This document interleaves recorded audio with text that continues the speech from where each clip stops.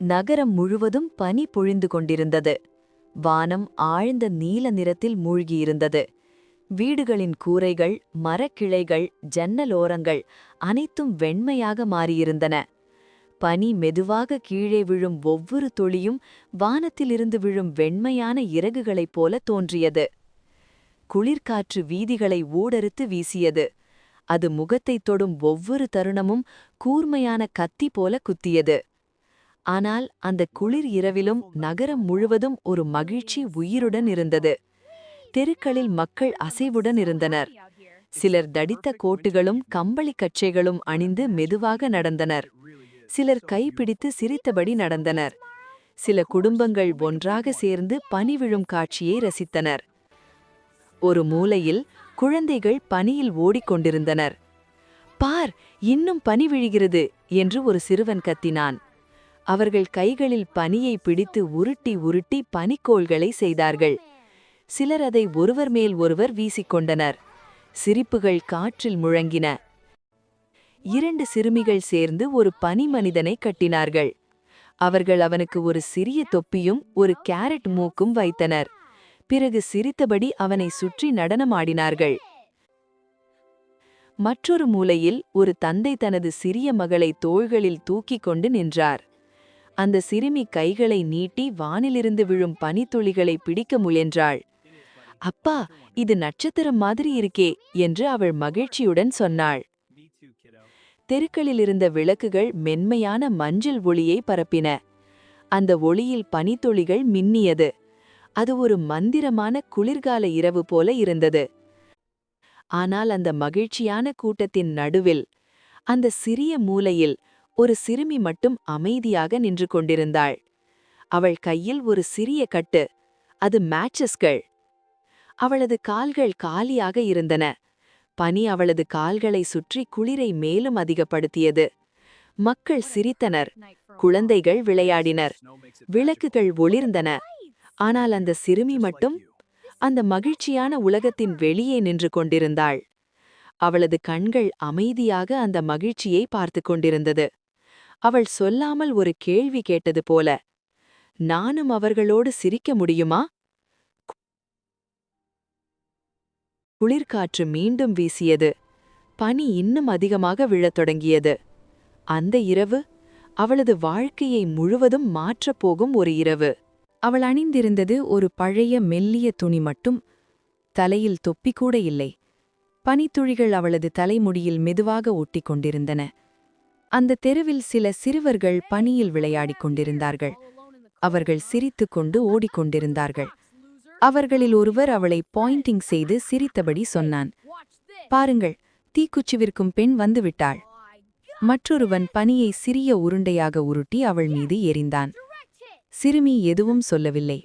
அவள் கத்தவும் இல்லை, கோபப்படவும் இல்லை. அவளது மனதில் இருந்தது ஒரே ஒரு உணர்வு, அமைதியான வருத்தம். காலை வீட்டை விட்டு வெளியேறும்போது அவள் தன் அம்மாவின் பழைய பெரிய செருப்புகளை அணிந்திருந்தாள். ஆனால் அவை அவளுக்கு பெரியதாக இருந்தது.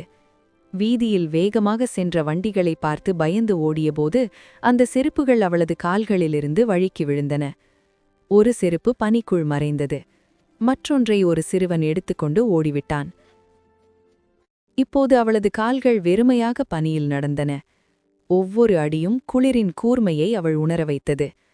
அவளது சிறிய பாதங்கள் முதலில் சிவப்பாக மாறின. பின்னர் மெதுவாக நீலமாக மாறின. அவளது கைகளில் சிறிய தீக்குச்சி கட்டுகள் இருந்தன. அவற்றை விற்கவே அவள் வெளியே வந்தாள். அவள் மெதுவாக கேட்டாள், "தீக்குச்சி வாங்குங்கள், 1 காசுக்கு கூட வாங்குங்கள்." ஆனால் மக்கள் அவளை பார்க்கவே இல்லை. அவர்கள் அனைவரும் தங்கள் வீடுகளுக்குள் விரைந்து சென்றனர். ஏனெனில் அது புத்தாண்டின் முந்தைய இரவு. மகிழ்ச்சியும் கொண்டாட்டமும் நிறைந்த இரவு. சிறுமி ஜன்னல்கள் வழியாக வீடுகளுக்குள் பார்த்தாள். அங்கெல்லாம் ஒளி பிரகாசித்தது. மேஜைகளில் சுவையான உணவுகள் இருந்தன. குடும்பங்கள் ஒன்றாக அமர்ந்து சிரித்துக் கொண்டிருந்தன. சில வீடுகளில் அழகாக அலங்கரிக்கப்பட்ட மரம் விளக்குகளுடன் ஒளிர்ந்தது. அவரது வயிறு பசியால் மெதுவாக சுருங்கியது. காலையிலிருந்து அவள் ஒன்றும் சாப்பிடவில்லை. வீட்டிற்கு திரும்பவும் அவளுக்கு பயமாக இருந்தது. ஏனெனில் ஒரு தீக்குச்சியும் விற்கப்படவில்லை. வெறுமையாக சென்றால் தந்தை கோபப்படுவார். அதனால் அவள் 2 வீடுகளுக்கு இடையிலிருந்த ஒரு அமைதியான மூலையில் உட்கார்ந்தாள். அங்கு காற்று கொஞ்சம் குறைவாக இருந்தது. அவள் முழங்கால்களை மார்போடு அணைத்துக் கொண்டு சுருண்டு உட்கார்ந்தாள். கைகள் உறைந்து போனது. அப்போது அவள் மெதுவாக ஒரு தீக்குச்சியை எடுத்தாள். இது ஒன்றை மட்டும் என்று மெதுவாக சொன்னாள். சுவரில் அதை உரசினாள். சரக்! ஒரு சிறிய தீப்பொறி ஒளிர்ந்தது. அந்த ஒளியில் அவள் கையை வைத்து சூடேற்ற முயன்றாள். அப்பொழுது அவளுக்கு முன் ஒரு பெரிய இரும்பு அடுப்பு தோன்றியது போல இருந்தது. அதனுள்ளே நெருப்பு சுடர்ந்து எரிந்தது. அதிலிருந்து வெப்பம் வெளியே வந்தது. அவள் கைகளை நீட்டி அந்த வெப்பத்தை உணர்ந்தாள். அவளது உறைந்த விரல்கள் மெதுவாக தளர்ந்தது போல இருந்தது. ஆனால் தீக்குச்சி மெதுவாக சுருங்கியது. ஒளி அணைந்தது. அடுப்பு மறைந்தது. மீண்டும் குளிரும் இருளும் மட்டும். சிறுமி இன்னொரு தீக்குச்சியை ஏற்றினாள். சரக்!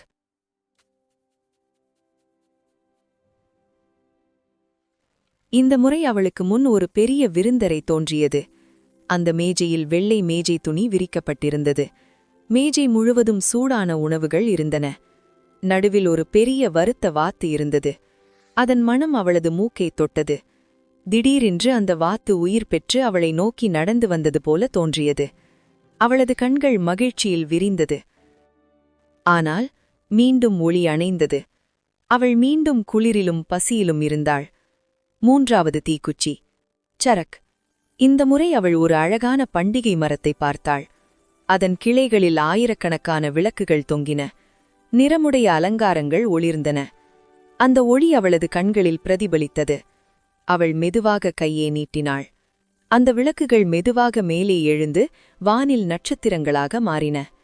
அதில் ஒரு நட்சத்திரம் கீழே விழுந்தது.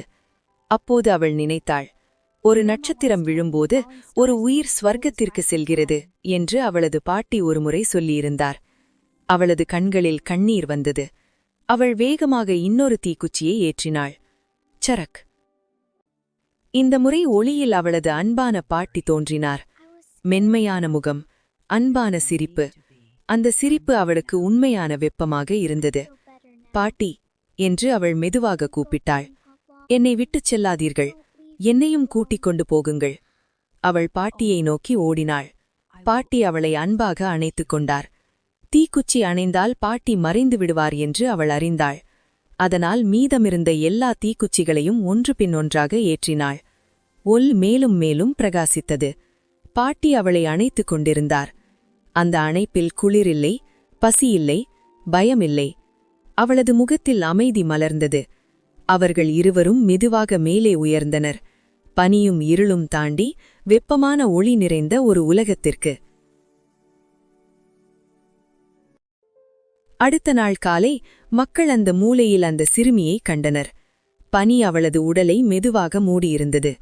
அவளது கன்னங்களில் மென்மையான சிவப்பு, உதட்டில் சிறிய புன்னகை. அவளது கைகளில் கருகிய தீக்குச்சிகள் இருந்தன. சூடாக இருக்க முயன்றிருக்க வேண்டும் என்று மக்கள் கூறினார்கள். ஆனால் அவர்கள் அறியாத ஒன்று இருந்தது. அவள் கடைசியாக கண்ட காட்சி அன்பும் ஒளியும் நிறைந்த ஒரு உலகம்.